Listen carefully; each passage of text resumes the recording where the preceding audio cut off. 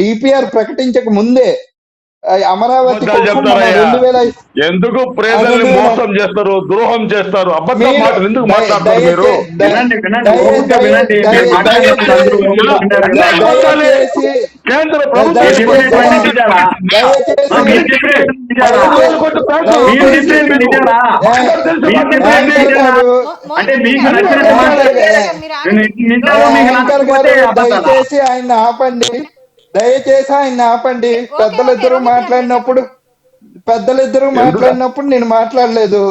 నేను ఇంత అవునా, వివరంగా ఎన్ని అబద్ధాలు చెప్తుంటే బాధ జరుగుతుంది. మీ అబద్ధాలు ఇల్లే సత్యమాత ఉండమయ్యా. కేంద్రం పెట్టిందా? పవన్ కళ్యాణ్ ఏమన్నారు? పవన్ కళ్యాణ్ ఏమన్నారు? కమ్ముడు మట్టి గుప్పుడు మట్టి ఇచ్చిపోయారు, రెండు పార్టీపై లడ్లు చేయని చెప్పి పవన్ కళ్యాణ్ చెప్పారు. మరి చెప్పలేదు మీరు. అబద్ధాలు చెప్తుంటే ఇంటా కూర్చోలేదు.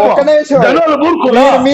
మీరు ఇలా అరబట్టికే 151 నుంచి 11కి తీసుకొచ్చారు. ఏం పర్వాలేదు. రేపు వచ్చేది మేమే. మ్యూట్ పట్టుకొని ఆయన